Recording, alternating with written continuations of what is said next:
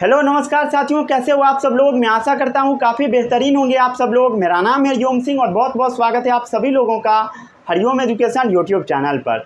आज मैं आरंभ बैच का चैप्टर टिश्यू का लेक्चर नंबर 5 लेकर आया हूँ। आज से हम लोग एक नया टॉपिक शुरू करने जा रहे हैं। वो टॉपिक है एनिमल टिश्यू। एनिमल टिश्यू भी एक इम्पॉर्टेंट टॉपिक है और ये भी बड़ा टॉपिक है। लगभग एनिमल टिश्यू का 4 लेक्चर आएगा। एनिमल टिश्यू जो होता है वो 4 टाइप्स के होते हैं। सबसे पहला एपिथेलियल टिश्यू, दूसरा है कनेक्टिव टिश्यू, तीसरा है मस्क्यूलर टिश्यू और चौथा है नर्वस टिश्यू। आज हम लोग पढ़ेंगे एपिथेलियल टिश्यू के बारे में। अगले दिन हम लोग पढ़ेंगे कनेक्टिव, उसके बाद मस्क्यूलर, उसके बाद नर्वस। ये एक थोड़ा लेंदी सा टॉपिक है, इसमें आपको घबराना बिल्कुल भी नहीं है। आराम आराम से पढ़ते जाइएगा, आपको हर चीज़ समझ में आएगा। ठीक है, घबराना बिल्कुल भी नहीं है। समझ गया। मैं बोला था 2 लेक्चर लूँगा, बट 2 लेक्चर में होने वाला नहीं है। समझ गया, बहुत ज़्यादा हो जाएगा। 2 लेक्चर में पढ़ाऊँगा तो एकदम शॉर्ट में पढ़ाना पड़ेगा, तो वो फालतू काम हो जाएगा। उससे बेहतर है पूरा डीप में ही हम लोग पढ़ लेते हैं। चलिए शुरू करते हैं इस लेक्चर को।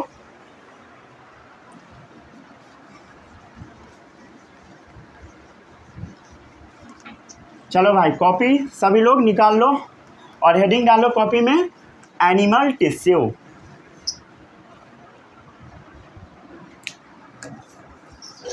कोई ऐसा आदमी है जिसको टिश्यू का डेफिनेशन नहीं पता है?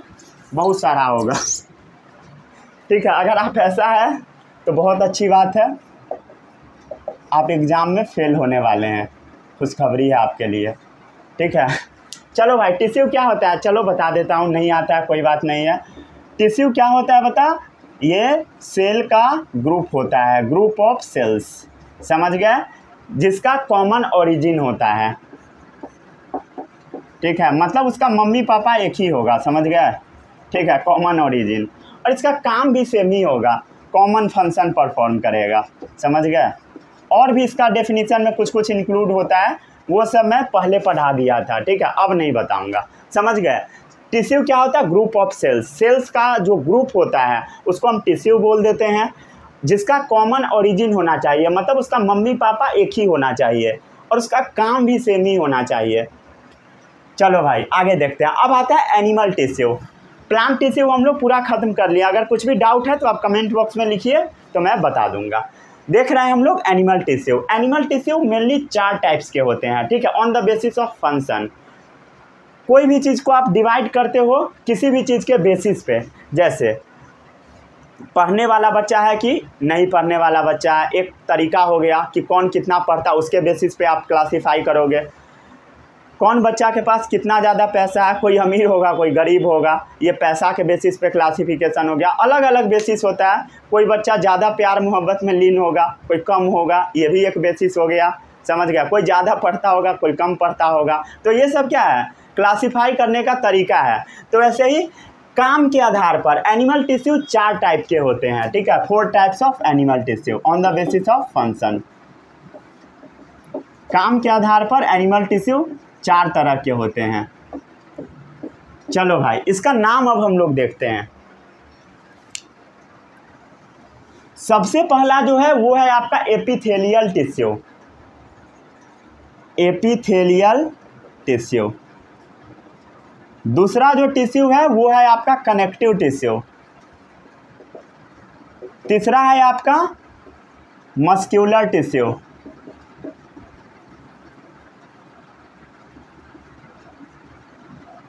और चौथा है नर्वस टिश्यू। Nervous tissue. आज हम लोग पढ़ेंगे मेनली एपिथेलियल के बारे में। अब ये जो एपिथेलियल टिश्यू होता है ना, ये भी बहुत सारे टाइप्स के होते हैं। ठीक है, मेनली आपको 5 के बारे में आज पढ़ाऊंगा। ठीक है, सबसे पहला जो एपिथेलियल टिश्यू होगा वो है स्क्वामस एपिथेलियम। कौन सा बता, स्क्वामस। ठीक है, ये स्क्वामस भी 2 टाइप्स के होते हैं, इसके बारे में आज आपको पढ़ना है। एक होता है सिंपल, एक होता है स्ट्रैटिफाइड। एक क्या है बताइए, सिंपल। ठीक है, ऐसे ही लिख देता हूँ। स्क्वामस टिश्यू 2 टाइप्स के होते हैं, पहला है सिंपल और दूसरा है स्ट्रैटिफाइड। ठीक है, simple squamous epithelial tissue stratified squamous epithelial tissue, इस सब के बारे में काफ़ी डिटेल में बताऊंगा, ठीक है। आपको अभी घबराना नहीं है ये सब देख के, समझ गए। एपिथेलियल टिश्यू का पहला टाइप है स्क्वामस, दूसरा वाला जो टाइप है वो है क्यूबॉइडल। क्या? क्यूबॉइडल, ठीक है, क्यूबॉइडल, ठीक है। ये सबका मतलब हम लोग देखेंगे, ठीक है, घबराना बिल्कुल भी नहीं है। उसके बाद है कॉलुमनर। क्या है बताइए? कॉलुमनर। उसके बाद होता है सिलिएटेड, सिलिएटेड, ठीक है, सिलिएटेड। उसके बाद होगा ग्लैंड्यूलर, ठीक है। इतना टॉपिक आज हम लोग पढ़ेंगे। उसके बाद अगले लेक्चर में हम लोग पढ़ेंगे कनेक्टिव टिश्यू के बारे में, ठीक है, कनेक्टिव टिश्यू के बारे में, जिसमें आपको सबसे पहले ब्लड के बारे में पढ़ाया जाएगा, फ्लूइड के बारे में, समझ गए। ब्लड कैसा है? फ्लूइड है। और एक बात पता है आपको, ब्लड ना कनेक्टिव टिश्यू होता है। आपको लगता होगा कि ब्लड टिश्यू नहीं है, बट ऐसा नहीं है, ब्लड भी टिश्यू ही है। ब्लड एक स्पेशल टाइप का टिश्यू होता है, उसको हम कनेक्टिव टिश्यू बोलते हैं, ठीक है। वो कल पता लगेगा अगले लेक्चर में, समझ गए। तो कनेक्टिव टिश्यू में सबसे पहला क्या बताइए? फ्लूइड, मतलब पानी जैसा होता है, समझ गए। ये वेस्क्यूलर है, वेस्क्यूलर मतलब ब्लड वाला चीज, समझ गए।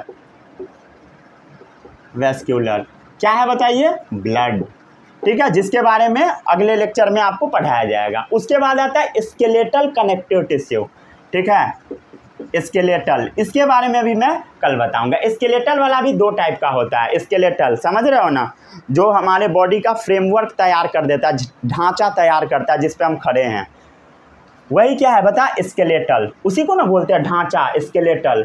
ये ढांचा दो चीज़ से मिल के बना होता है। पहला है हड्डी और दूसरा है कार्टिलेज, ठीक है। बोन क्या होता है सभी लोगों को पता है? हड्डी। ये जैसे हाथ में हड्डी है, इसमें हड्डी है। और लचीला वाला चीज़ कार्टिलेज होता है। जैसे देखो कान वाला हिल रहा है, ये ऐसा हड्डी है जो हिल रहा है, वही कार्टिलेज है, समझ गया। हड्डी नहीं बोल सकते, ऐसा स्केलेटल जो हिलते डुलते रहता है, समझ गया, कार्टिलेज, समझ गया, जिसका शेप आप चेंज कर सकते हो। एक्सेप्शन हर चीज़ का प्रेजेंट है, ठीक है, आपको कमेंट नहीं करना है उसके लेकर। उसके बाद और भी टाइप के कनेक्टिव टिश्यू है। पहला है, उसके बाद है डेंस, पहला नहीं तीसरा नंबर कौन सा है बताइए? डेंस। डेंस में भी दो टाइप का है, रेगुलर और इरेगुलर, समझ गया। टेंडन, लिगामेंट और भी होता है, समझ गए। बहुत सारा पढ़ना है आपको। डेंस में दो पढ़ना है, मेन है आपका टेंडन और लिगामेंट, ठीक है। यही चीज़ आपको as it is class 11th में भी पढ़ना है, घबराना बिल्कुल भी नहीं है, समझ गए। उसके बाद होता है एरियोलर टिश्यू, ठीक है, एरियोलर। उसके बाद और भी होगा, एडिपोज होगा, ठीक है, समझ गए। उसके बाद है मस्क्यूलर टिश्यू। मस्क्यूलर आपको 3 पढ़ना है, ठीक है, स्ट्राइएटेड, अनस्ट्राइएटेड, कार्डियक, ठीक है। स्ट्राइएटेड मस्क्यूलर टिश्यू, ठीक है, नॉन स्ट्राइएटेड, ये सब क्या होता है अगले लेक्चर में पता लगेगा, समझ गया। और तीसरा है आपका नर्वस, सॉरी क्या बता रहा हूँ, ठीक है, नर्वस तो अलग है, ठीक है। पहला क्या बताइए? स्ट्राइएटेड, दूसरा है नॉन स्ट्राइएटेड और तीसरा है कार्डियक, हार्ट वाला, समझ गए। क्लियर है? समझ गए? इसमें कोई भी डाउट नहीं ही होगा, समझ गए। ये है आपका पूरा सिलेबस, समझ गए। और नर्वस टिश्यू का कोई टाइप नहीं होता है, समझ गए। हम लोग न्यूरॉन का स्ट्रक्चर भी ड्रॉ करना सीखेंगे। न्यूरॉन क्या होता है पता है? नहीं पता, कोई बात नहीं है।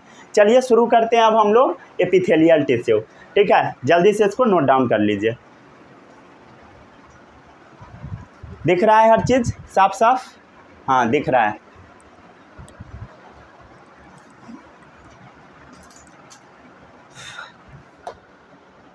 आवाज़ वगैरह सब जा ही रहा होगा। 1 मिनट रुक जाए, ठीक है। चलिए आगे बढ़ते हैं।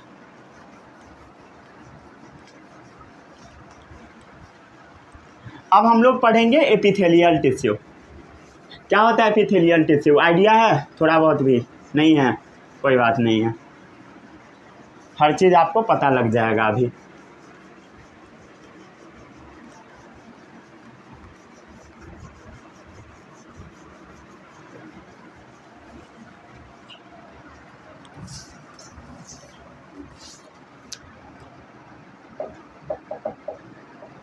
एपिथेलियल टिश्यू,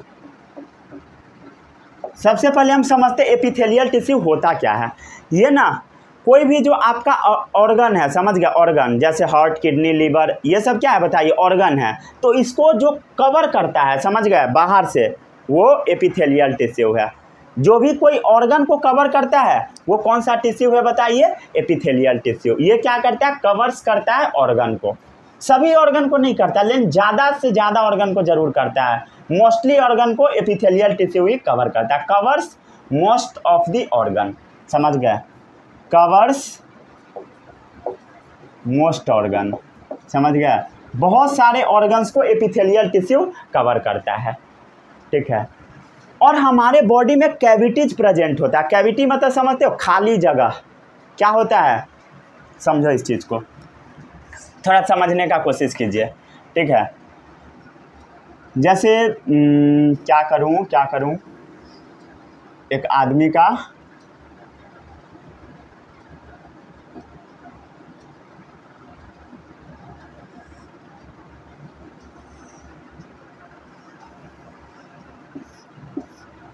ठीक है, जैसे मान ले ये एक आदमी है, ठीक है, ये क्या है बता, आदमी है, ये आदमी है, समझ गए, बढ़िया आदमी है। ये इसका डाइजेस्टिव सिस्टम है, क्या है बता, डाइजेस्टिव सिस्टम। थोड़ा और अच्छे से बनाता हूँ।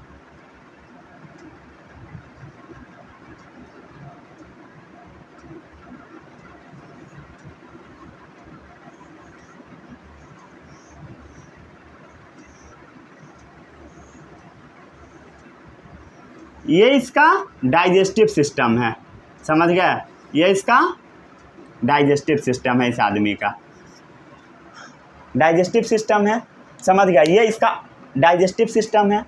ये जो स्टमक है, समझ गया, ये जो स्टमक है, इसके बाहर में क्या चीज़ रहेगा बताइए, एपिथेलियल टिश्यू। क्या है बताइए, एपिथेलियल टिश्यू। ये तो समझ में आ गया, ये ऑर्गन है, इसके बाहर कवर लगभग ऑर्गन को एपिथेलियल टिश्यू करेगा कवरिंग। उसके बाद एक बात आप बताइए, ये जो खाली जगह है, मतलब ये बॉडी में खाली जगह सब प्रेजेंट है ना। अरे भाई जैसे देखो, बॉडी हमारा एक खोखला है, समझ गया, क्या है, खोखला है। ये बॉडी हमारा खोखला, इसमें खाली जगह प्रेजेंट है, और खाली जगह में ऑर्गन सब रखा गया है। क्या किया गया है, बॉडी हमारा खोखला है और उस खोखला में ऑर्गन सब रखा गया है। जैसे ये देखो, बॉडी खोखला था, इसमें हम लोग एक ऑर्गन डाल दिए, मतलब एक पूरा सिस्टम ही डाल दिया, डाइजेस्टिव सिस्टम। तो डाइजेस्टिव सिस्टम क्या है, ये जो खाली जगह, उसके अंदर जो चीज़ डाला गया वही है, समझ गया। तो ये जो खाली जगह जो प्रेजेंट होगा, खाली जगह होगा ना। अरे भाई जैसे देख लो, ये सब क्या था, खाली जगह था, समझ गया, ये सब खाली जगह था जहाँ पे ये ऑर्गन रखा गया है। तो ये जो खाली जगह है, ये जो स्पेस है, ये क्या है बता, स्पेस है, ठीक है। तो ये जो स्पेस है, इसके बाहर जो एपिथेलियल टिश्यू होता है, एपिथेलियल टिश्यू मतलब उसका कवरिंग, एपिथेलियल मतलब कवरिंग ही होता है, समझ गया। तो इसका जो कवरिंग है, ये वाला, ये जो खाली जगह है, इसका जो ये कवरिंग है, ये एक्चुअल में एपिथेलियल टिश्यू होता है, ये भी एपिथेलियल टिश्यू होता है, समझ गया, समझ में आया, क्लियर है। तो ये लगभग ऑर्गन को कवर करता है, समझ गया। And cavities of the body, body के जो बीच में कैविटीज है, खाली जगह, उसको भी कवर करता है। यही स्पेस मतलब कैविटीज, समझ गया। Cover most organs and cavities of the body, समझ गया। बॉडी के बीच में खाली जगह जो होता है, उसका मतलब समझ में आया, आ ही लिया होगा। अब क्या दिक्कत है, अब देखो भाई, एक चीज समझने का कोशिश करो। ये जो आपका एपिथेलियल टिश्यू है, ये क्या है बताइए, एपिथेलियल टिश्यू। ये ना एक बैरियर की तरह बिहेव करेगा, क्या चीज़ की तरह, बाधा की तरह। जैसे मान ले इधर से कोई भी चीज़ इस ऑर्गन में, स्टमक में घुसना चाहेगा, क्या उसको घुसने देगा, नहीं। एपिथेलियल टिश्यू क्या है, इसके लिए बाधा है। या इस रीजन से इस रीजन में कोई भी चीज़ घुसना चाहेगा, क्या उसको घुसने देगा एपिथेलियल टिश्यू, नहीं। तो एपिथेलियल टिश्यू एक बैरियर की तरह बिहेव करता है। It act like a barrier, समझ गया, it form a barrier to keep different body system separated from each other, ठीक है। It forms a barrier to keep different body systems separated from each other. समझ में आया? ये एक बाधा की तरह बिहेव करता है, separated from each other. It forms a barrier to keep different body systems separated from each other. समझ में आ गया? समझ में आ गया। अब ये जो टिश्यू होगा एपिथेलियल टिश्यू वाला, ये जो एपिथेलियल टिश्यू है ये ना एकदम टाइटली पैक होना चाहिए, तभी ना कोई भी चीज़ आर पार नहीं निकलेगा। तो ये कैसा होगा बताइए? इस टाइप का, इस टाइप का। देख भाई एकदम टाइटली पैक है। देखो जैसे मान ले ये ऐसा एपिथेलियल टिश्यू है तो ये एकदम टाइट प्रेजेंट है। समझ गया? इसके बीच से कोई भी चीज़ निकलना बड़ा मुश्किल है। समझ गया? इसके बीच से निकल पाना पॉसिबल नहीं है। समझ गया? इसके बीच से निकल पाना पॉसिबल नहीं है। समझ गया? ये एकदम टाइटली पैक है, टाइटली पैक्ड। समझ गया? जैसे देख ले एपिथेलियल टिश्यू क्या है? कवरिंग बनाता है। जैसे हमारा हाथ है तो इसका कवरिंग कौन सा टिश्यू बना रहा है? Epithelial tissue. कौन सा टिश्यू बताइए? Epithelial tissue. तो क्या अंदर मतलब ये ऐसा कवरिंग है ना, ऐसा कवरिंग है जिसके थ्रू बाहर से कोई भी चीज़ अंदर नहीं घुस पाएगा और अंदर से जनरली भी बाहर नहीं निकल पाता है। समझ गया? अंदर तो घुस नहीं पाता है। समझ गया? ठीक है। तो ये कैसा है बताइए? Tightly pack. इसीलिए तो कोई भी चीज़ घुस नहीं पाता है। अब ये नहीं कि सुई चुभा देना, मच्छर जो काटता है वो घुस जाता है, वो सब अलग चीज़ है। समझ गया? ठीक है। तो वो कैसा है बताइए? टाइटली पैक है, इसीलिए जनरली घुस नहीं पाता कोई भी चीज़ अंदर। ठीक है, समझ गया? ये जो हमारे एपिथेलियल टिश्यू है ये कॉन्टिन्यूअस सीट जैसा है, एक लगातार सीट प्रेजेंट है, पूरे बॉडी में बिछा हुआ है। ये क्या है बताइए? कॉन्टिन्यूअस सीट, कॉन्टिन्यूअस सीट के समान है। ठीक है, एक लगातार जो सीट प्रेजेंट है उसके समान है, कॉन्टिन्यूअस सीट। समझ गया? It form A continuous seat. समझ गया? ठीक है। क्यों कॉन्टिन्यूअस सीट बना पा रहा है बताइए? क्योंकि इसके सेल के बीच में स्पेस नहीं है, no intercellular space between them. समझ गया? No intercellular space, intercellular space between them. इसका मतलब समझो भाई, इंटर का मतलब क्या होता है? बिटवीन, सभी लोगों को पता होगा। सेल्यूलर मतलब सेल, इसके सेल के बीच में, इसके सेल के बीच में स्पेस नहीं है। कहाँ खाली जगह दिख रहा है? नहीं दिख रहा है। स्पेस कब होता है भाई? देखो जैसे ये है तो ये सब के बीच में स्पेस है। क्या प्रेजेंट है बताइए? इसमें स्पेस प्रेजेंट है। समझ गया? और जब ऐसा रहेगा तो स्पेस तो इसमें है ही नहीं, तो स्पेस क्या है बताइए? एब्सेंट है, नहीं है स्पेस। समझ पा रहे हो जो मैं बता रहा हूँ वो? समझ गया? तो no intercellular space between them, इसके बीच में इंटरसेल्यूलर स्पेस नहीं है। ठीक है। अब बात आता है क्या इसको जोड़ के रखने वाला जो मटेरियल है, जैसे ये सेल है, ये सेल है, तो इसका जो सीमेंटिंग लेयर है वो भी बहुत पतला है, ऐसा नहीं है कि बहुत मोटा है। Small amount of cementing material present between them. समझ गया? Small amount of cementing materials present between them. ठीक है, समझ में आ रहा है कि नहीं? अरे भाई आ रहा है कि नहीं? इसके बीच में बहुत कम सीमेंटिंग मटेरियल्स प्रेजेंट है, एकदम कम। देख भाई देख, कहाँ है? कुछ नहीं है। समझ गया? चलिए आगे बढ़ते हैं। अब हम लोग देखते हैं टाइप्स ऑफ एपिथेलियल टिश्यू। ठीक है, इसको जल्दी से नोट कीजिए।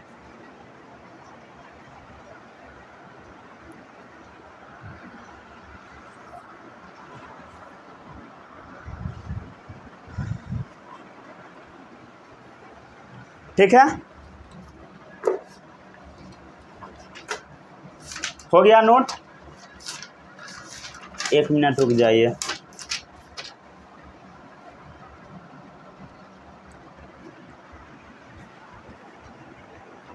हो गया? समझ गए? आगे बढ़ते हैं अब हम लोग।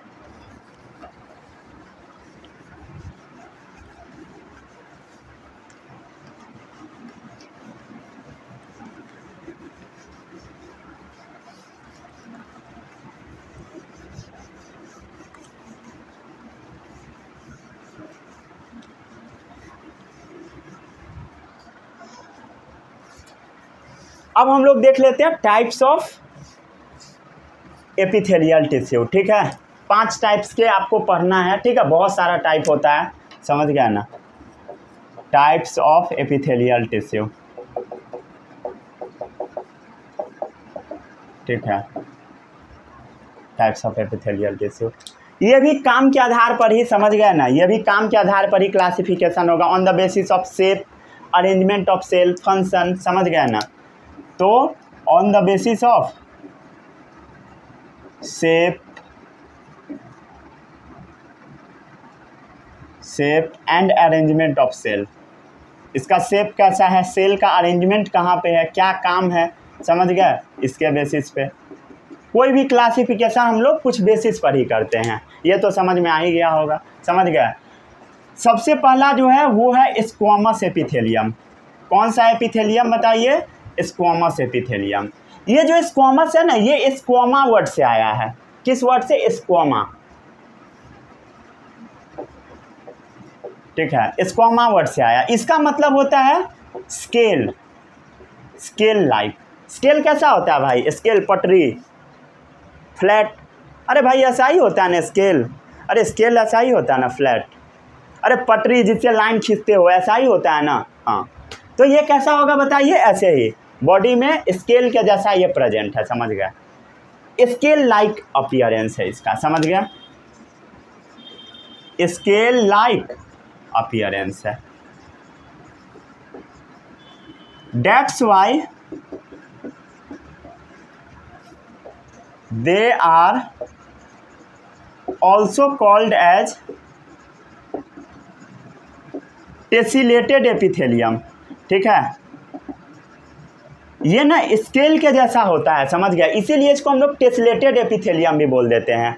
ये स्केल के जैसा दिखता है, इसीलिए इसको हम टेसिलेटेड एपिथेलियम भी बोल देते हैं, या पेवमेंट एपिथेलियम, समझ गया। कौन सा एपिथेलियम, पेवमेंट एपिथेलियम। ये स्केल के जैसा होता है, इसलिए एग्जाम में अगर पूछेगा तो बता दीजिएगा, समझ गया, ठीक है। कौन से टिश्यू के बारे में हम लोग पढ़ रहे हैं, एक मिनट रुक जाइए, ढूंढने दीजिए, कौन सा टिश्यू है भाई, क्या पढ़ रहे हैं, टाइप्स ऑफ एपिथेलियल टिश्यू।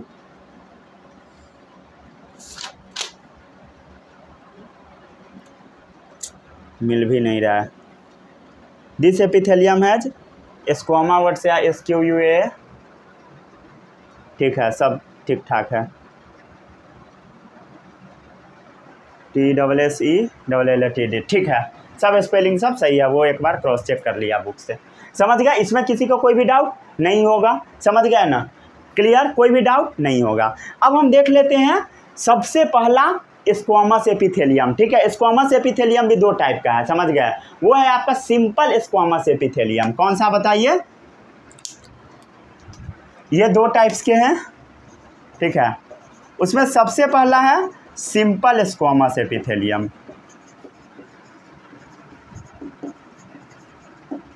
ठीक है। स्क्वामस एपिथेलियम भी दो टाइप के, पहला है सिंपल वाला, ठीक है। तो अब हम लोग देख लेते हैं सिंपल स्क्वामस एपिथेलियम। इसका जो सेल होता है ना, एकदम पतला पतला होता है, थिन होता है, और ये फ्लैट होता है, ऐसे फ्लैट और पतला पतला, मतलब इस टाइप का सेल होता है, समझो तो इस टाइप का सेल, पतला पतला और फ्लैट।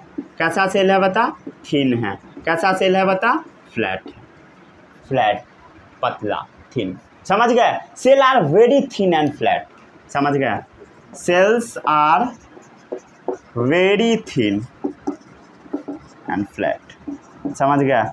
सेल बहुत पतला है और फ्लैट भी है, समझ गया। और ये सेल कैसा है समझो, अरे भाई कभी घर में टाइल्स लगा देखे हो, टाइल्स, ये कैसा होता है थोड़ा इमेजिन करो। एक जो टाइल्स होता है ना, एक जो स्क्वायर शेप का, वो हो गया मान लो सेल, एपिथेलियम मतलब सिंपल स्क्वामस एपिथेलियम का टाइल्स, समझ गया। टाइल्स क्या होता है, टाइल्स हम लोग लगाते जाते हैं पतला पतला, मतलब इतना पतला पतला टाइल्स होता है, समझ गया। उसको हम लोग पूरे घर में लगा देते हैं, एकदम अच्छे से फिट कर देते हैं। सेम उसी टाइप का सिंपल स्क्वामस एपिथेलियम भी लगता है, appear as tiles over a floor, उसी के तरह ही दिखता है, समझ गया। Appear as a tiles over a floor, ठीक है। फर्श के ऊपर जब आप टाइल्स बिछा दोगे उसी के समान लगेगा। ये पतला नज़र आ रहा है आपको, सिंगल लेयर वाला है, सिंगल लेयर, समझ गए, बिल्कुल तेरे तरह, समझ गए, इसमें किसी को कोई भी डाउट नहीं होगा। ये अच्छे से फिट है, समझ गए, क्लोजली फिट होगा, समझ गए, ऐसा नहीं कि अब कहीं कहीं खाली जगह है। टाइल्स जब घर में लगता है तो ऐसा थोड़ी ना कि खाली जगह छोड़ देता है, एकदम फिट होता है, क्लोजली फिट, समझ गए। तो ये कैसा है बताइए, क्लोजली फिट है, आपको दिख रहा होगा क्लोजली फिट है, समझ गए। ये होता कहाँ है, तो ब्लड वेसल होता है ना, ब्लड वेसल उसके लाइनिंग पे प्रेजेंट होता है। इसका मतलब समझो, जैसे यहीं पे बताता हूँ, जैसे मान ले ये ब्लड वेसल है। ब्लड वेसल क्या होता है, ऐसा पाइप जिसके अंदर ब्लड मूव करता है, उसका जो अंदर का लाइनिंग होता है, समझ गया, ये वाला लाइनिंग, समझ गया, ये वाला लाइनिंग, ये वाला लाइनिंग, ये कौन सा एपिथेलियम है बताइए, simple squamous, simple squamous epithelium, SSC, समझ गया। Delicate lining of blood vessel में ये रहता है, समझ गया, ये कहाँ रहता है, delicate lining of blood vessel. ऐसा नहीं है कि सिर्फ ब्लड वेसल में ही रहेगा, इवन एल्वियोली में भी रहता है, एंड लंग्स एल्वियोली। आपको थोड़ा बहुत याद होगा, क्लास 7 में आप पढ़े होइएगा, नहीं पढ़े हैं कोई बात नहीं, आपको पढ़ाया जाएगा, ठीक है। क्या होता है बताइए, एल्वियोली क्या होता है, समझ में आता है ना, एल्वियोली कैसे बताऊं, चलो भाई, जैसे ये देख, ये रेस्पिरेटरी सिस्टम है, इस टाइप से आपको पढ़ाया गया होगा, समझ गया, इस टाइप से, ठीक है, ये इस टाइप का रेस्पिरेटरी सिस्टम होता है, मतलब सांस लेने वाला, समझ गया ना, सांस वाला पाइप, समझ गया। ये मान ले नोज है, ये मान ले नोज है, ये तुम्हारा नाक है, समझ गया, नाक से सांस लिए, नाक से हवा ले गया, तो पाइप के थ्रू पाइप ऐसे ही अरेंज होता है, और पाइप के लास्ट वाले छोर पर ना एक गोला सा स्ट्रक्चर होता है, अंगूर के जैसा, बॉल के जैसा, समझ गया, उसी स्ट्रक्चर को हम बोलते हैं एल्वियोली। क्या बोलते हैं बता भाई, एल्वियोली, ठीक है। और ये जो एल्वियोली होता है, ये जो एल्वियोली होता है, समझ गया, इसके चारों तरफ क्या होता है बताइए, ब्लड वेसल। क्या होता है, ब्लड वेसल, ये ब्लड का पाइप है, समझ गया, क्या चीज़ का पाइप है बता, ब्लड वेसल है, ठीक है। और ये जो एल्वियोली के अंदर जो एपिथेलियम रहेगा, ये वाला अंदर में, ठीक है, अंदर में, ये जो अंदर वाला एपिथेलियम है, यही है आपका SSC, सिंपल स्क्वामस एपिथेलियम। ये अंदर में क्यों है भाई इतना पतला, क्यों है इतना पतला बता, ताकि इसके अंदर से ऑक्सीजन निकल के ब्लड वेसल में चला जाए, इसीलिए इतना पतला है, नहीं तो मोटा रहता, समझ गया, इसमें से निकल के ऑक्सीजन इसमें चला जाए, समझ गया, समझ में आ रहा है। अरे यही होता है ना, ऑक्सीजन ही जाता है ना ब्लड में, ऐसा थोड़ी ना कि CO2 घुसता है, CO2 जनरली कम ही जाता है, ना के बराबर, वो भी जाता है, समझ गया, ये सब आपको आगे पढ़ाया जाएगा, समझ गया। तो ऑक्सीजन इसमें से इसमें चला जाएगा, क्यों जाएगा, क्योंकि इसका जो दीवार है बहुत पतला है, समझ गया, इसमें O2 जाएगा, और इवन ब्लड वेसल से इसके अंदर CO2 आ जाता है, समझ गया, अंदर से, मतलब ब्लड वेसल से एल्वियोली में। वही ना हम लोग करते हैं भाई, सांस लेते हैं ऑक्सीजन, मतलब ऑक्सीजन भेज दिए ब्लड वेसल में, और छोड़े CO2, मतलब ब्लड वेसल से CO2 बाहर आ गया, समझ गए। अरे नहीं आ रहा है क्या भाई, आ रहा होगा, ठीक है, अगर थोड़ा बहुत भी पढ़े होइएगा तो समझ में आ जाएगा, समझ गया। तो delicate lining of blood vessel and lung alveoli, समझ गया, समझ गया, ठीक है, दिख रहा है ना,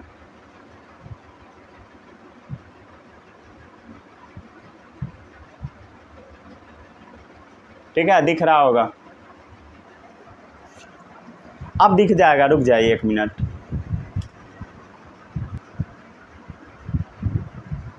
ठीक है, दिख रहा होगा, अब समझ गए, क्लियर, इसमें किसी को कोई भी डाउट नहीं होगा, ठीक है। ये और भी जगह पे प्रेजेंट होता है, समझ गया, ईसोफेगस को कवर करता है, ईसोफेगस जो फूड पाइप है, समझ गया, उसको कवर करता है, समझ गया, ईसोफेगस को कवर करता है, फूड पाइप को, ठीक है, और भी जगहों को कवर करता है।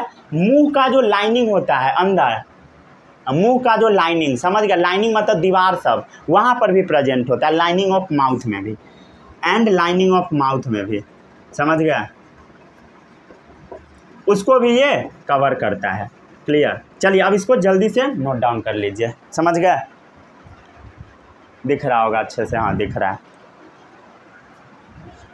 आगे बढ़ते हैं अब हम लोग, समझ में आ गया, सिंपल स्क्वामस एपिथेलियम। ठीक है। ये delicate lining of blood vessel और लंग्स एल्वियोली में प्रेजेंट होता है, ठीक है। इसका जो मेम्ब्रेन होता है ना वो सेमी परमिएबल मेम्ब्रेन होता है, हर चीज़ को पास नहीं करने देता है, समझ गया। क्या होता है सेमी परमिएबल, छोड़ो भाई, फालतू चीज़ में अब नहीं घुसते हैं, घुसेंगे तो समझ में ही नहीं आएगा। चलिए आगे बढ़ते हैं, अब हम लोग आगे बढ़े। अब आ जाते हैं हम लोग सेकेंड एपिथेलियल टिश्यू में, समझ गया। सिंपल वाला हम लोग देख लिए, ठीक है। वो है आपका सेकेंड एपिथेलियल स्ट्रैटिफाइड।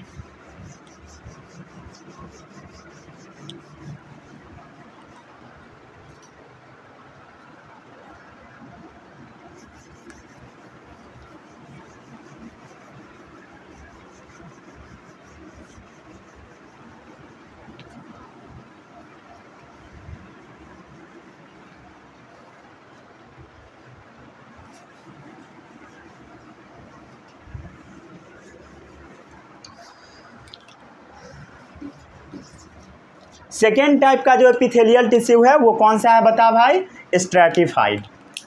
सिंपल वाला समझ गया, सिंगल लेयर ऑफ सेल रहेगा, और स्ट्रैटिफाइड वाला more than one layer of cell, समझ गया स्ट्रैटिफाइड में, ठीक है। सेकेंड वाला टाइप। अब हम लोग देख लेते हैं स्ट्रैटिफाइड स्क्वामस एपिथेलियम, ठीक है। स्ट्रैटिफाइड स्क्वामस एपिथेलियम, ठीक है। देखते हैं ये सेल कैसा होगा। जैसे मान ले ये सेल है, समझ गया, इस टाइप का होगा, ठीक है। ये इस तरह का कुछ सेल होगा प्रेजेंट, ठीक है, समझ गए। ये इस तरह का कुछ सेल प्रेजेंट होगा,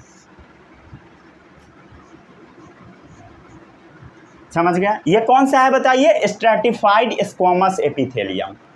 cell are arrange in many layer and are not similar, समझ गया। Cells are arrange in many layers, आपको दिख रहा होगा many layers, and are not similar.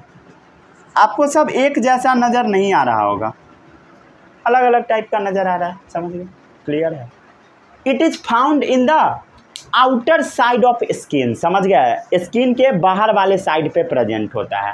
अरे भाई स्किन का अगर सेल मोटा लेयर नहीं रहेगा तो क्या होगा, अगर मान लेते एक सेल वाला पतला सा लेयर है तो क्या होगा, थोड़ा भी कोई ऐसे कर देगा घाव हो जाएगा, समझ रहे हो ना। ऐसे नोच देता है तो घाव हो जाता है, समझ गया, लेकिन उतना भी ज़्यादा नहीं होता है, क्लियर। और एक सेल का लेयर रहेगा तो कोई छू देगा ऐसे घाव हो जाएगा, समझ गया। जनरली थोड़ा बहुत समझ रहे हो ना, बचा लेता है, क्लियर। तो cells are arrange in many layers and are not similar, सब एक जैसा नहीं रहेगा, समझ गया। It is found in the outer side of skin, समझ गया। It is found on the outer side of skin, समझ गया, क्लियर। स्किन के आउटर साइड पे रहेगा। As it is highly resistant to mechanical injury, as and it is highly resistant, मतलब ये बहुत ज़्यादा रेसिस्टेंट को सह लेगा, बहुत ज़्यादा, समझ रहे हो ना। Highly resistant to mechanical injury, समझ गया, बहुत ज़्यादा सहने का कोशिश करेगा मैकेनिकल इंजरी। मैकेनिकल इंजरी मतलब वही नोच नाच, समझ गया ना, झगड़ा करते होगे तो होता ही होगा। चलो भाई, हाँ ज़्यादा नहीं बोलूँगा, समझ गया। और ये वाटर प्रूफ भी होता है, जैसे हाथ का भी सेल है ये वाला, ये सब कैसा वाटर प्रूफ है, समझ गया। और ये वाटर प्रूफ भी होता है, मतलब ऐसा नहीं कि सड़ जाए, पानी में हाथ डाले हाथ सड़ गया, ऐसा जनरली नहीं होता है, कभी कभी हो भी जाता है, वो एक्चुअल में सड़ता नहीं है, इन्फेक्शन लग जाता है, समझ गया। And it is water resistant, देखे होगा ना इन्फेक्शन लगा हुआ हाथ में, अरे भाई नहीं देखे हो, अरे हाथ में कभी कभी मम्मी लोग को हो जाता है इस सब में, समझ गए, वो वाला, ठीक है, वो जनरली इन्फेक्शन लग जाता है, समझ गए। आगे बढ़ते हैं, अब हम लोग, समझ में आ गया। अब हम लोग अगले टिश्यू पे चलते हैं, ठीक है, वो है क्यूबॉइडल एपिथेलियम, ठीक है, एपिथेलियल टिश्यू के अगले पार्ट पर। स्क्वामस वाला तो देख लिए, ये फ्लैट सेल होगा, पतला होगा, ये भी पतला ही है, नीचे वाला भी, समझ गया, ज़्यादा मोटा नहीं है। चलो अब हम लोग आगे देखते हैं एपिथेलियल टिश्यू में।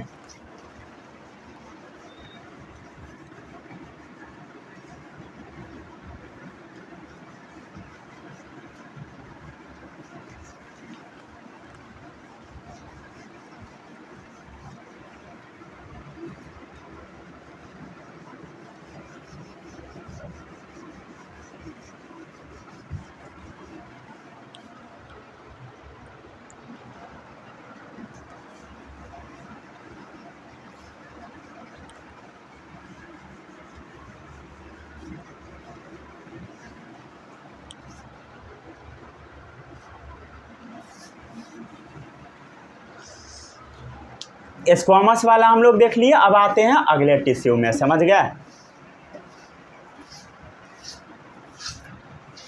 अगले टिश्यू में अगला टिश्यू कौन है? Cuboidal epithelium. कौन सा बताइए? Cuboidal epithelium.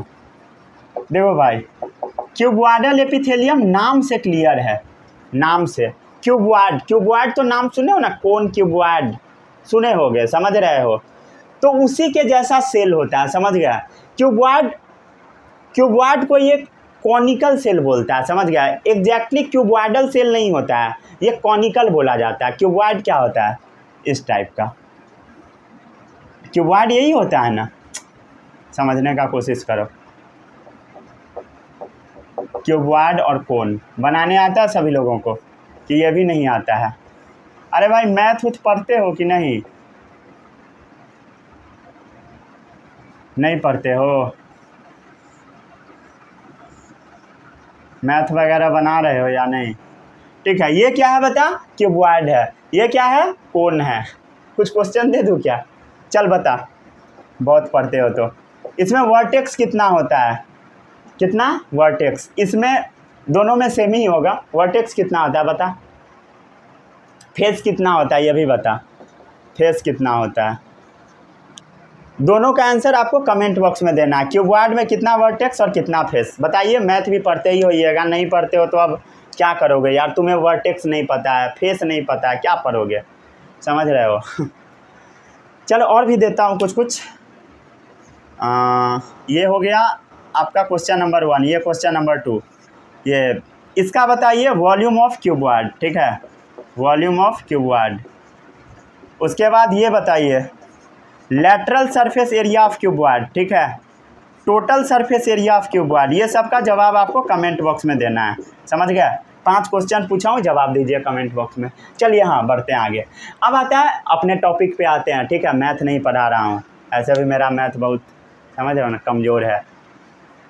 अरे भाई कमज़ोर नहीं है मेरा मैथ 10th तक का मेरा मैथ बहुत अच्छा है, समझ रहे हो ना, बहुत अच्छा है। साइंस से भी अच्छा मैथ्स है 10th तक का। तुम्हें अभी पता नहीं होगा, नहीं पता है तो जान ले। 10th तक मेरा मैथ ही सबसे स्ट्रॉन्ग सब्जेक्ट रहा है, समझ गया। बायो नहीं मैथ से था, लेकिन बायो पढ़ा रहा हूँ। चलो हाँ आगे बढ़ते हैं। अब क्यूबॉइडल एपिथेलियम है। देख भाई एक बात बता, क्या ये क्यूबॉइड है? क्या ये क्यूबॉइड है? अरे भाई ये भी क्यूबॉइड है, समझ रहे हो, ये भी क्यूबॉइड है, समझ गया। ये भी क्यूबॉइड है, समझ में आ रहा है? क्यूबॉइड है कि नहीं बता ना यार, है कि नहीं? ये भी एक स्पेशल टाइप का क्यूबॉइड है, समझ गया। उसी क्यूबॉइड को हम लोग एक्चुअल में कोन बोलते हैं। ये स्पेशल टाइप का क्यूबॉइड है जिसका सब साइड बराबर है, उसी को हम लोग कोन बोल देते हैं। कोन एक्चुअल में क्यूबॉइड का ही एक स्पेशल टाइप है जिसका सब साइड बराबर हो, इसीलिए हम लोग इसको क्यूबॉइडल एपिथेलियम बोल देते हैं। और ये सेल कोन जैसा है। कोन जैसा मतलब क्यूबॉइड जैसा ही है, समझ रहे हो ना। ठीक है, कोन क्या है? क्यूबॉइड का ही एक टाइप है, समझ गए, जिसका सब साइड बराबर है। कोन क्यूबॉइड का डेफिनेशन पढ़िएगा बुक में, समझ में आ जाएगा, समझ गया। सॉरी, कोन का पढ़िएगा, स्पेशल टाइप ऑफ क्यूबॉइड होता है। तो ये सेल जो होगा क्यूबॉइडल एपिथेलियम में, वो कॉनिकल भी हो सकता है, समझ गया। क्यूबॉइड और कोन दोनों सेम ही माना जाएगा, समझ गया। क्यूबॉइड के अंदर ही कोन आता है, समझ गया। स्पेशल टाइप का केस है। तो सारा फॉर्मूला जो क्यूबॉइड पे लगता है वो कोन पर भी वैलिड होगा, समझ गया ना। सारा फॉर्मूला जो क्यूबॉइड पे लगेगा वो कोन पर भी वैलिड होगा। क्लियर? कोन थोड़ा स्पेशल केस है फिर भी। सॉल्व करोगे तो बात बराबर ही हो जाएगा, लेकिन कोन पर जो फॉर्मूला लगेगा वो क्यूबॉइड पे नहीं लग पाएगा। समझ गए? अरे फालतू मैथ्स में बेकार घुस रहा हूँ। अब आ जाइए क्यूबॉइडल एपिथेलियम में। सेल कैसा होगा? कॉनिकल। समझ गया? सेल कैसा होगा बताइए? Conical. It is made up of cube like cell which have round nuclei. समझ गया? It is made up of cube like cell which have round nuclei। ठीक है?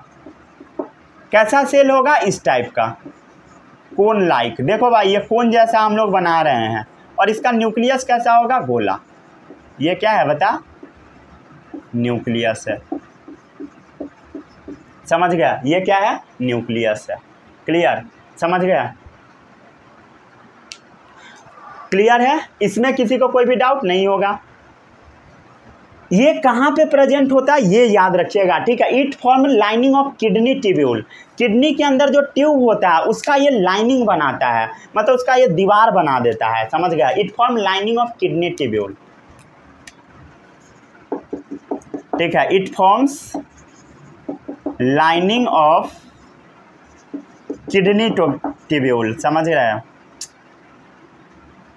Kidney tubules. ठीक है? ये किडनी का जो ट्यूब्यूल्स है इसका लाइनिंग बनाता है। समझ गया? किडनी के ट्यूब्यूल का लाइनिंग बनाता है। क्या चीज़ बताइए? कौन सा tissue? Cuboidal epithelium. It form lining of kidney tubule. Clear? और ये सलाइवरी ग्लैंड का जो डक्ट होता है, सलाइवरी ग्लैंड समझ में आता है ना? जैसे मान ले ये सलाइवरी ग्लैंड है, ये मान ले डाइजेस्टिव सिस्टम का पाइप है, तो इसमें सलाइवरी ग्लैंड है, तो इसका जो ये पाइप है, ये जो पाइप है ना, इसको डक्ट बोला जाता है। समझ गया? तो ये जो डक्ट है इसके अंदर का जो लाइनिंग होता है ना, मतलब अंदर का जो दीवार होता है, समझ गया, वो बना होता है क्यूबॉइडल एपिथेलियम से। It form lining of kidney tubule and duct of salivary gland. ये क्या है? Salivary gland. समझ रहे हो? And ducts of salivary gland. Salivary gland के डक्ट को बना रहा है। समझ में आ रहा होगा? अरे भाई दिख तो रहा है, अच्छी बात है। समझ गए? Where it provide mechanical support. ठीक है? वो सपोर्ट देता है ताकि अच्छे से काम करे।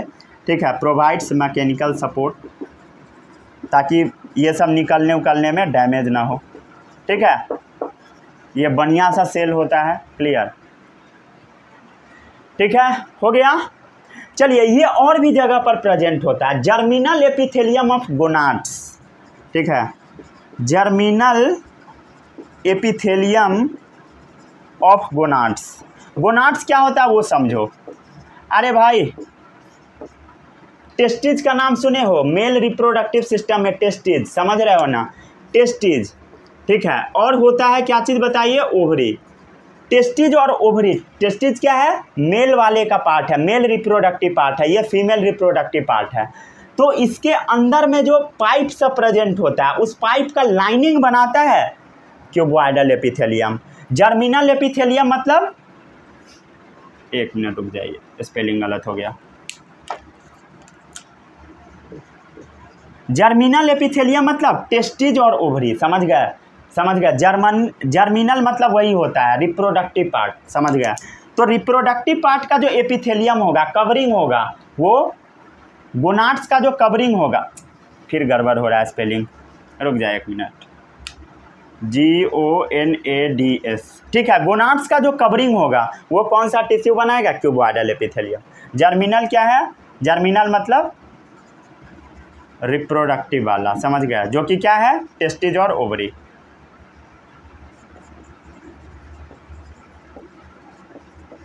टेस्टिज किस में होता है ये सब पता होगा, मेल में। ओवरी किस में? फीमेल में। इस सब का तो तुम लोग जानकार ही होगे। चलो, हाँ, दिख रहा है सभी लोगों को?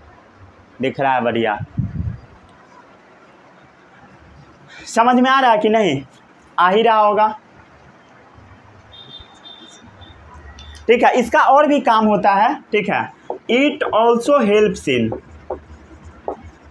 एब्जॉर्प्शन। ठीक है। ये एब्जॉर्प्शन में भी मदद करता है। एब्जॉर्प्शन मतलब होता है कोई भी चीज़ एब्जॉर्ब करना है, समझ गए। मतलब मान लीजिए कोई भी चीज़ निकालना है, कहीं से एब्जॉर्ब करना है, तो वो वहाँ पे ये टिश्यू प्रेजेंट होगा। एब्जॉर्प्शन में मदद करता है। एक्सक्रीशन में मदद करता है, इसके अंदर से बहुत सारा कचरा निकल रहा होता है। सिक्रीशन भी इवन करता है, समझ गए। एक्सक्रीशन एंड सिक्रीशन, समझ गए। और सिक्रीशन भी करता है। 1 मिनट रुक जाइए, गाना वगैरह बजने लगा। सही है, ज़्यादा तो नॉइज नहीं हो रहा है ना।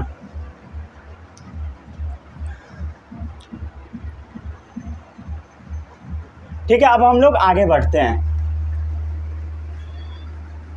एपिथेलियल टिश्यू में। आगे हम लोग पढ़ेंगे अगला एपिथेलियल टिश्यू। ठीक है, 2 खत्म हो गया, स्क्वामस और क्यूबॉइडल। अब हम लोग कॉलुमनर पढ़ेंगे। ठीक है,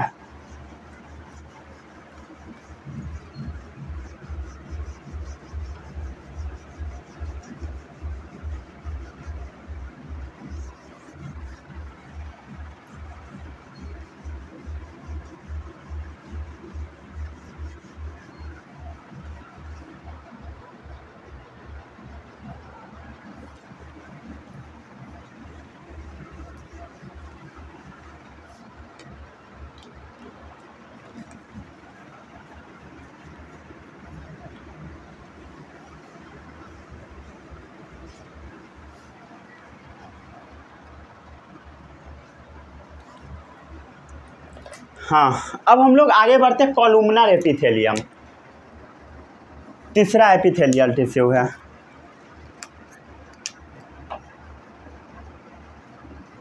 कॉलुमनर एपिथेलियम, ये क्या होता है वो समझने का कोशिश करो।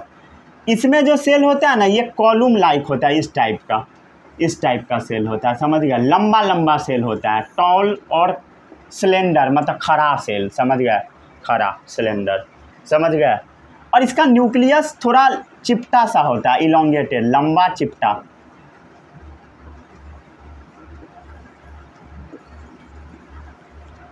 समझ गया, क्लियर है। ये क्या है बताए, इसका न्यूक्लियस। न्यूक्लियस क्या होता है, कोई ऐसा है जिसको नहीं पता है? होगा इसमें, ठीक है, समझ गया। ये कैसा सेल है बताइए? It is made up of tall, लंबा लंबा दिख रहा है, ठीक है, tall, pillar like cell, pillar जैसा, खंभा जैसा, pillar like cell, pillar like cells with elongated nuclei. Nucleus इसका लंबा लंबा है, समझ गया, विथ इलोंगेटेड न्यूक्लियाई। इसको हम बोलते हैं कॉलुमनर एपिथेलियम। ये कहाँ पर पाया जाता है? इंटेस्टाइन के अंदर वाले लाइनिंग में पाया जाता है। लाइनिंग मतलब अंदर वाले दीवार में। It is found in the inner lining of intestine, समझ गया। It is found in the inner lining of intestine. कोई ऐसा बच्चा जिसको नहीं पता है इंटेस्टाइन क्या होता है? होगा, ठीक है, अपने क्लास में मैं भी हुआ करता था। ठीक है, समझ गया। क्या होता है भाई इंटेस्टाइन में? एब्जॉर्प्शन होता है, वही होता है ना, ठीक है। वेयर एब्जॉर्प्शन एंड सिक्रीशन अकर। नहीं पता तुम्हें, बताता हूँ, अरे समझाऊंगा, ठीक है, गाली नहीं दूंगा, समझ गया। एब्जॉर्प्शन एंड सिक्रेशन अकर, समझ इसको। जैसे देख, ये है तेरा डाइजेस्टिव सिस्टम। कौन सा सिस्टम बता? Digestive system. ये हो गया तेरा स्मॉल इंटेस्टाइन। क्या हो गया बता? Small intestine. तू रोटी खाया, ये रोटी इसमें आया, बड़ा रोटी खाया, बड़ा पीस खाया, ये छोटा छोटा पीस में चला गया। अब ये रोटी जाना है तेरे कहाँ पे? ब्लड वेसल में। कहाँ जाना है बताइए? खून के पाइप में। खून का पाइप ही ना तुम्हारे रोटी को पूरे बॉडी में फैलाएगा, सही बात है। तो ये जो खाना है इसमें जाएगा, समझ गए। तो यहाँ पर इस तरह का एपिथेलियम होगा इंटेस्टाइन में, जो खाना को एब्जॉर्ब करने में मदद करेगा, समझ गया। और एक बात जान ले, इंटेस्टाइन जो होता है, इंटेस्टाइन ये भी अपने अंदर से ना कुछ कुछ चीज़ को बाहर छोड़ता है, सिक्रीट करता है, सिक्रीशन भी करता है इंटेस्टाइन। इंटेस्टाइन अपने अंदर से कोई केमिकल को छोड़ता है, समझ गए। ये एब्जॉर्प्शन में तो मदद कर ही रहा है, एब्जॉर्ब कर रहा है खाना, और सिक्रीशन करता है डाइजेस्टिव जूस, जिसको इंटेस्टाइनल जूस हम लोग बोल देते हैं, समझ गए। It is found in the inner lining of intestine where absorption and secretion occur, समझ गए। एब्जॉर्प्शन क्या चीज़ का होगा बताइए, फूड का होगा। सिक्रीशन क्या चीज़ का होगा, बोल बोल बोल बोल, एंजाइम का होगा, ठीक है। एंजाइम क्या होता है, जो खाना को पचाने में मदद करता है, खाना को तोड़ने में मदद करता है, help in digestion of food, help in breakdown of food, समझ गया। सिंपल भाषा में लिखे तो helps in breakdown of food, ठीक है। समझ में आ गया होगा, मज़ा आया होगा, ठीक है, समझ गए ना। ये क्या करता है, ये मूवमेंट करवाता है एपिथेलियल बैरियर के थ्रू। जैसे एपिथेलियल टिश्यू का काम क्या है, बैरियर बना देना, बाधा बना देना, आपको मैं अभी समझाया। लेकिन यहाँ पे इस बाधा को भी तोड़ देता है, समझ गए। इट फैसिलिटेट, मतलब कोई भी चीज़ मूव करवाने का फैसिलिटी दे देता है, कहता है चल जा बेटा, ठीक है। जैसे मान ले दीवार है, दीवार बना हुआ है, समझ गया, उसमें वो गेट लगा हुआ है, उस गेट के थ्रू किसी को जाने नहीं देगा, लेकिन किसी को बोलेगा चल चुपचाप से निकल जा। तो वैसा ही इसमें भी है, समझ गए। It facilitate movement across epithelial barrier, समझ गए। इट फैसिलिटेट मूवमेंट अक्रॉस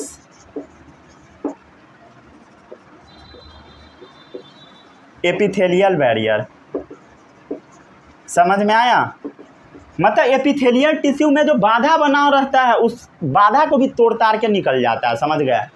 अब हम देखते हैं अगले एपिथेलियल टिश्यू के बारे में, वो है आपका सिलिएटेड कॉलुमनर एपिथेलियम। मतलब ये कॉलुमनर सेल ही होगा, लेकिन इसके ऊपर सीलिया लग जाएगा। सीलिया का काम क्या होता है, कोई भी चीज़ को मूव करवाना। पढ़े होइएगा सीलिया एंड फ्लैजेला, किस क्लास में, नर्सरी में।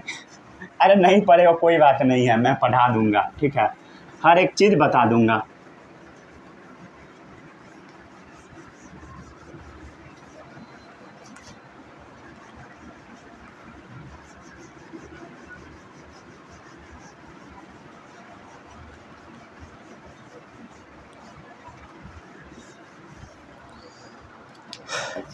आगे बढ़ते हैं अब हम लोग।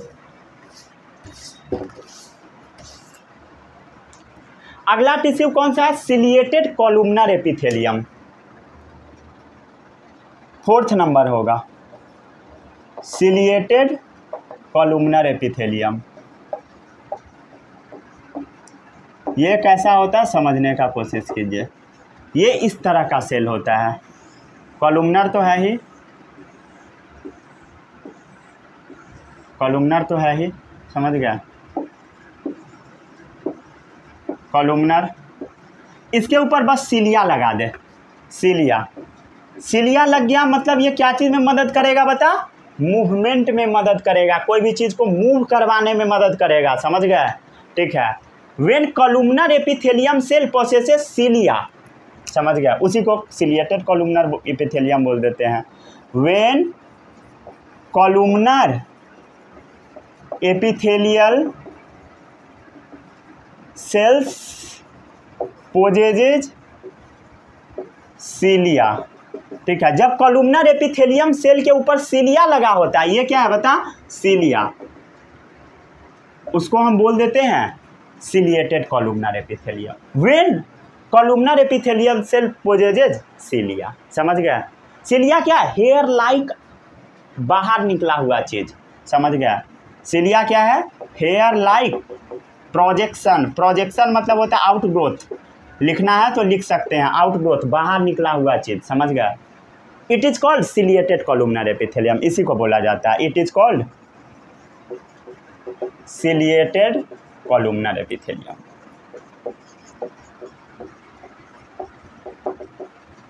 समझ गए, सिलिएटेड कॉलुमनर एपिथेलियम। सीलिया आखिर इसके अंदर है क्यों, बात आता है ना भाई कि सीलिया क्यों है। सीलिया ने एक्चुअल में किसी भी चीज़ को धक्का मार के बाहर निकालने में मदद करेगा। The cilia have the ability to move, समझ गए, ये सब तो आपको पता होगा। Cilia have ability to move. Cilia के पास ये योग्यता होता है कि किसी भी चीज़ को मूव करवा सकता है, समझ गया। पुशेस सब्सटेंस, कोई भी चीज़ को पुश कर सकता है, पुशेस कर सकता है सब्सटेंस को, पुशेस सब्सटेंस। जैसे मान ले तेरे नाक के अंदर वो हो गया, क्या कहते हैं, कफ जम गया, म्यूकस फॉर्म हो गया। क्या फॉर्म हो गया बताइए? म्यूकस फॉर्म हो गया। म्यूकस मतलब कफ जैसा चीज़। तो क्या होगा, सिलिया उसको धक्का मार मार के बाहर निकालेगा, तभी ना नाक से बहते रहता है, समझ गए, due to the presence of cilia. Cilia have ability to move, धक्का मार के बाहर गिरा देगा। और ये और भी जगहों पे पाया जाता है, किस किस जगह पे होता है ये याद रखिएगा। ये तो पता लग गया कि रेस्पिरेटरी ट्रैक्ट में होता है, तभी तो निकलते रहता है। It is found in the respiratory tract, समझ गए, ये तो पता लग गया। It is found in the respiratory tract, ठीक है।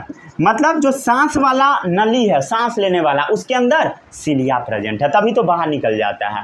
And also line oviduct and sperm duct, इसका मतलब समझो। And also line oviduct and sperm duct. Oviduct क्या होता है बताइए? ओवम निकलने वाला पाइप, उसमें भी प्रेजेंट होता है। स्पर्म निकलने वाला पाइप। डक्ट मतलब क्या होता है बता भाई?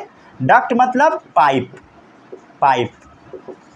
ओवी मतलब ओवम, ओवम ओवम ओवम निकलने वाला जो पाइप है वही ओविडक्ट है। स्पर्म डक्ट मतलब स्पर्म निकलने वाला पाइप, समझ गए। उसके अंदर ये प्रेजेंट होता है कौन सा? Ciliated columnar epithelium. क्यों होगा वो समझो।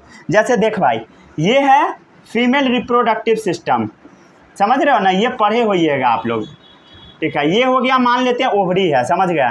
तो ओवरी से निकलना है ओवम, तो ओवम को थोड़ा बहुत आगे भी तो बढ़ाना होगा ना, ओवम को आगे बढ़ाना होगा ना। तो आगे बढ़ाने के लिए, धक्का देने के लिए इसके अंदर सिलिया रहेगा, तभी ना धक्का मार के ओवम को आगे बढ़ाएगा। नहीं आ रहा है समझ में तुम्हें? देख भाई फिर से देख। जैसे मान ले इस, रुक जा, इस तरह का होता है ना, इस तरह का होता है सेल, समझ गया। इस तरह का एक्चुअल में होता है, समझ गया। इसको फिम्बरी बोलते हैं, फिंगर लाइक होता है। ये देख, यहाँ से ओवम निकला ओवरी से, ये क्या है? ये ओवरी है, समझ गया।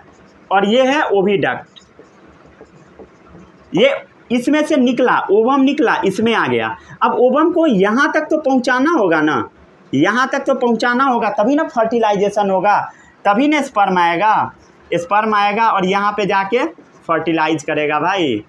तो यहाँ तक तो पहुँचाना पड़ेगा इसको। तो यहाँ तक पहुँचाने के लिए इसमें स्पेशल तरह का एपिथेलियल टिश्यू होता है, किसमें? ओविडक्ट में, ताकि इसको यहाँ तक पहुँचा दे। उसमें सिलिया लगा होता है, तभी तो इसको धक्का मार के ऊपर पहुँचाता है, धक्का दे दे के ऊपर पहुँचाएगा, समझ में आ रहा है? धक्का दे के ऊपर पहुँचाएगा, समझ गए। तो ये ओविडक्ट में ऐसा लाइनिंग बनाता है। इवन स्पर्म डक्ट में भी होता है, स्पर्म जो निकलता है उसके पाइप में भी सेम ऐसा ही कंडीशन होता है, समझ गया, ठीक है। किडनी का जो ट्यूब होता है उसके अंदर भी होता है, किडनी में ट्यूब्यूल्स पाया जाता है, जिसके बारे में शायद आप नहीं पढ़े होइएगा, ठीक है, लेकिन पढ़िएगा 10 क्लास में, ठीक है, लेक्चर डला हुआ है, जाके आप देख सकते हैं, किडनी ट्यूब्यूल एक्सेट्रा, समझ गए। चलिए इसको जल्दी से नोट डाउन कीजिए। अब हम आगे बढ़ते हैं। अब आता है अगला एपिथेलियल टिश्यू जो है ग्लैंड्यूलर एपिथेलियम, ठीक है, दिख रहा होगा, अच्छे से दिख रहा है, ठीक है। अब हम लोग देख लेते हैं ग्लैंड्यूलर एपिथेलियम। ऐसा ना हो कि वीडियो कट जाए, अगर इनकेस कट जाता है तो अगले वीडियो में कवर करवाऊंगा, ठीक है। कभी भी अगर कट जाता है तो, हालांकि कटना नहीं चाहिए।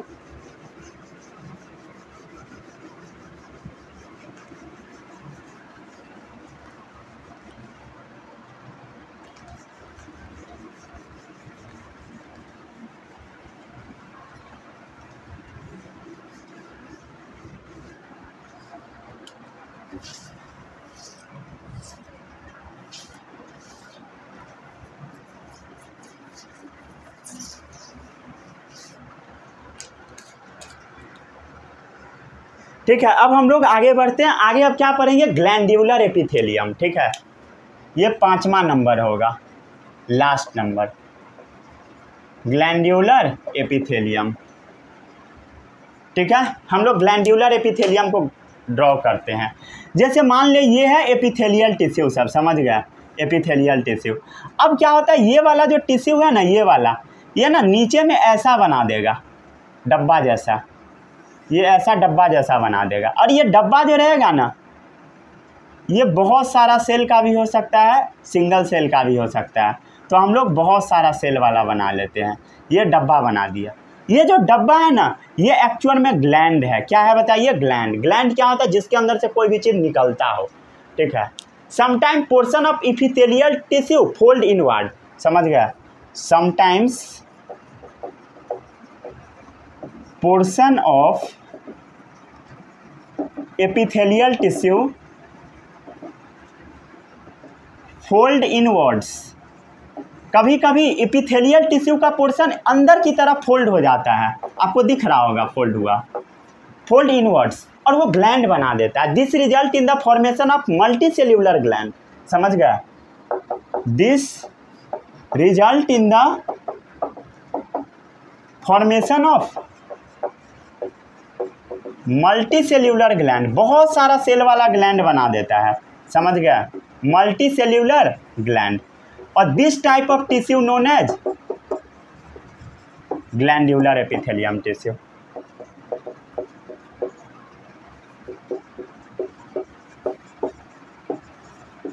Glandular epithelium tissue. समझ में आया कि नहीं आया? आ गया होगा, ठीक है। ये जो सेल है ना, अपने आप को स्पेशलाइज कर लिया, समझ गए?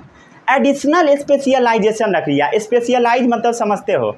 जैसे देखो, मैं बच्चे को पढ़ाऊंगा, हर सब्जेक्ट पढ़ाऊंगा, 9th-10th वाले को पढ़ाऊंगा, मैथ साइंस पढ़ाऊंगा काफ़ी बेहतरीन ढंग से, 11th-12th को पढ़ाऊंगा, बायो केमिस्ट्री पढ़ाऊंगा, फिर अगर आगे भी पढ़ाना पड़े तो सिर्फ बायो में रह जाऊँगा, समझ गया? बायो में भी सिर्फ जूलॉजी में, हो सकता है थोड़ा बहुत बोटनी भी कर लूँ, लेकिन सिर्फ जूलॉजी में रह जाऊंगा। मतलब आपको कुछ समझ में आ रहा है? धीरे धीरे मैं स्पेशलाइज होते चला गया, समझ गया? धीरे धीरे स्पेशलाइज होते चला गया। जब जूनियर लेवल पे था सबको पढ़ा देता, ठीक है। जैसे डॉक्टर को भी आप देखते होइएगा, एक नॉर्मल डॉक्टर जो होता है सब पेशेंट को देख देता है।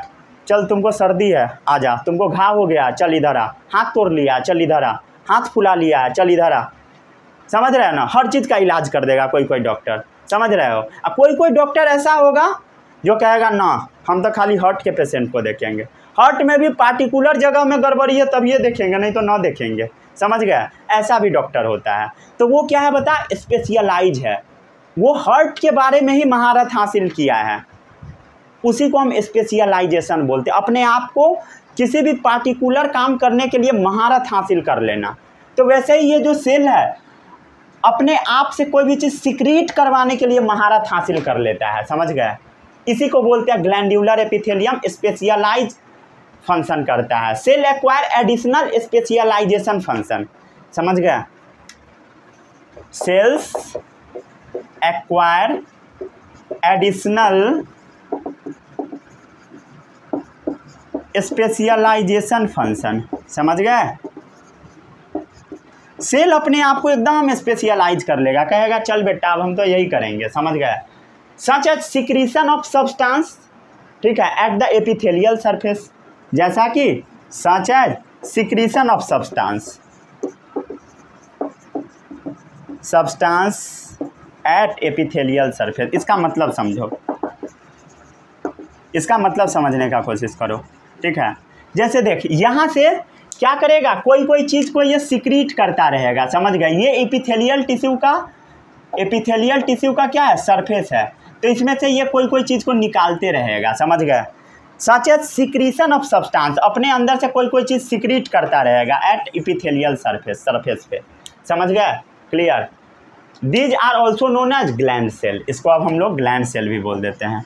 These are also known as gland cell, ठीक है। अब अगला टॉपिक है, छोटा सा है, फंक्शन ऑफ एपिथेलियल टिश्यू, वो भी पढ़ा देता हूँ, ठीक है। हालांकि फंक्शन पूरा लिखा चुका है, फिर भी पढ़ा देता हूँ, समझ गए? जो जो काम मैं बताया इसी को एक बार समराइज करवा देता हूँ, ठीक है, ताकि आपको अच्छा लगे। आगे बढ़ते हैं अब हम लोग, खत्म हो गया, ठीक है। एपिथेलियल टिश्यू थोड़ा हाँ लेंदी टॉपिक है, ठीक है, थोड़ा टफ है, टफ तो है, मैं इस चीज़ को मानता हूँ, लेकिन इतना भी टफ नहीं है जो आपको समझ में ना आए। थोड़ा ज़्यादा हरोड़ कर दिया जाता है। हरोड़ क्या होता है? ढोल नगारा पीट देना, बहुत भारी है। टिश्यू, आहा टिश्यू तू पढ़ रहा है, तो पता नहीं दुनिया जीत लेगा अब। हम लोग जब 9th में थे ना, तो जो बच्चा डाइवर्सिटी पढ़ता था उसको सब खूब पिटता था। क्यों पिटता था? उस सबको लगता था कि यही टॉप करेगा क्योंकि डाइवर्सिटी पढ़ रहा है। डाइवर्सिटी किसी को समझ में नहीं आता था, इतना भारी चैप्टर था। ऐसा हमको 9th में लगता था। अब आपको लगेगा कि सबसे आसान चैप्टर वही है जब पढ़ाऊँगा तो। समझ गए? बहुत ईजी है भाई। अगर बायो आपको भारी लग रहा है ना, तो उसमें सबसे बड़ा दोषी मास्टर है। समझ गया? वही आपको रटवा रहा है, इसलिए आपको समझ में नहीं आ रहा है। समझ गया? अगर बायो समझ में नहीं आ रहा है, रटना पड़ रहा है, सब में मास्टर दोषी है। समझ गया? बिल्कुल ऐसा नहीं है कि सब्जेक्ट गंदा है, बिल्कुल नहीं। चलिए आगे बढ़ते हैं। अब आता है फंक्शन ऑफ एपिथेलियल टिश्यू। देख लेते हैं हम लोग एपिथेलियल टिश्यू का काम। इसका ना बहुत सारा काम है। समझ गए? बहुत सारा काम। ठीक है, काम के बारे में तो आप बहुत सारा पढ़ ही लिए। ये सेल को प्रोटेक्ट करता है। It protect the underlying cell from drying. समझ गया? It protects the cells from drying. Cell को सूखने नहीं देता। समझ गया? ये जैसे हाथ है, सूखने नहीं देगा। ड्राइंग, इंजरी नहीं होने देगा। बैक्टीरियल और वायरल इन्फेक्शन लगने नहीं देगा। समझ गया? इंजरी होने नहीं देगा। ठीक है, बैक्टीरियल और वायरल इन्फेक्शन को लगने नहीं देगा। समझ गया? इससे इसको प्रिवेंट करेगा। Prevent from injury, bacterial and viral infection. It protect the cell from drying, injury, bacterial and viral infection. समझ गया? हर चीज़ से बचाएगा। समझ गया? And also from harmful effect of chemical. समझ गया? एंड ऑल्सो फ्रॉम, ये स्कूल में पूछ लेता है इसलिए बता रहा हूँ। ठीक है, harmful effect of chemical, harmful effect of chemicals. समझ गए? और भी हम लोग काम देख लेते हैं। ये ऑर्गन का अंदर का लाइनिंग बनाता है। Inside the body they form lining of organ and protect them. ठीक है, inside the body they form lining of organ and protect them, and protect them, और उसको बचाता भी है। समझ गए? Protect them. समझ गए? आगे बढ़ते हैं अब हम लोग। तीसरा फंक्शन, ये वाटर और मिनरल को एब्जॉर्ब करने में भी मदद करता है। It help in absorption of water, minerals and nutrient. ठीक है, it helps in absorption of water and nutrient. आप अभी देखे थे कैसे वाटर और न्यूट्रिएंट को एब्जॉर्ब कर रहा था। ठीक है, स्मॉल इंटेस्टाइन से। समझ गया? It also help in absorption of water and nutrient. It also help in diffusion of gases. ठीक है, गैस के भी डिफ्यूजन में मदद करेगा। ठीक है, it helps in diffusion of gases. Alveoli में जाके देख। समझ गए? डिफ्यूजन ऑफ गैसेस, डिफ्यूजन मतलब गैस को इस पार से उस पार ले जाना। एल्वियोली से ब्लड वेसल में, वही डिफ्यूजन प्रोसेस है। समझ गए? It help in diffusion of gases. समझ गए?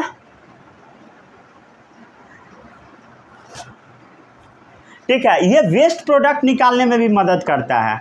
It also helps in elimination of wastage. बहुत सारा हम लोग लिख सकते हैं। समझ गए? लिखने जाएंगे तो पूरा बोर्ड भर जाएगा, मतलब बोर्ड का बोर्ड भरता रहेगा। समझ गए? ठीक है, दिख रहा है ना? दिख रहा है, बढ़िया। समझ रहे हो? Some epithelial cell secrete variety of substance. समझ गए? ये ना सिक्रीशन भी करता है।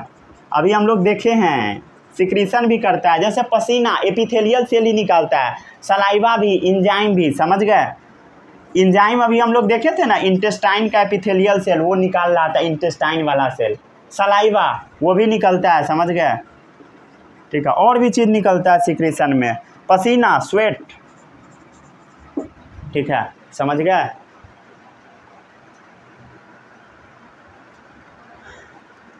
समझ गए? ठीक है। कभी कभी एपिथेलियल सेल ना परमिएबल भी होता है, किसी किसी चीज़ को पास भी कर देता है, पास भी होने देता है। परमिएबिलिटी ऑफ एपिथेलियल से प्ले ए वाइटल रोल, समझ गए, ठीक है। परमिएबिलिटी का मतलब होता है किसी भी चीज़ को पास होने देना, ठीक है। Permeability of epithelial tissue play a vital role, क्या चीज़ में बताइए? अरे भाई देखना, ये क्या है, ये एल्वियोली हो गया, ये ब्लड वेसल हो गया, समझ गया, ये ब्लड वेसल हो गया। अब बता, ये एपिथेलियल टिश्यू है, कौन सा टिश्यू है? एपिथेलियल, पतला वाला, ठीक है। ये भी एपिथेलियल टिश्यू है, ठीक है। अगर ये पास नहीं होने देगा, ये ऑक्सीजन को पास ही नहीं होने देगा, तो समझ रहे हो, आदमी ख़त्म हो जाएगा, मर जाएगा, तुरंत मर जाएगा, समझ गए, पूरा बॉडी तुरंत ब्लूइश हो जाएगा, ऑक्सीजन ही नहीं रहेगा। तो परमिएबिलिटी मतलब पास करने देता है एपिथेलियल टिश्यूज का बहुत बड़ा रोल होता है एक्सचेंज ऑफ गैस में, in regulating exchange of material between body and external environment and between different body part, समझ गए। Permeability of epithelial tissue play vital role, समझ गए, बहुत जगहों पर रोल प्ले करता है, ठीक है। कोई भी चीज़ अंदर से बाहर निकलना है, मतलब अंदर से पसीना बाहर निकलना है, क्यों निकलेगा? क्योंकि ये परमिएबल होता है, पास भी होने दे देता है, समझ गया। जनरली नहीं होने देता बट होने भी देता है, समझ गया। ये बायो है भाई, यहाँ पे एक्सेप्शन चलता है, समझ गया। इसको जल्दी से नोट डाउन कीजिए, ठीक है। रब कर देता हूँ।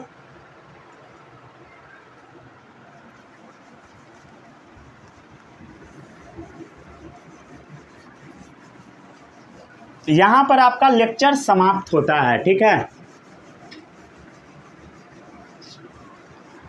एपिथेलियल टिश्यू का अगले लेक्चर में हम लोग अगले टिश्यू के बारे में बात करेंगे, ठीक है।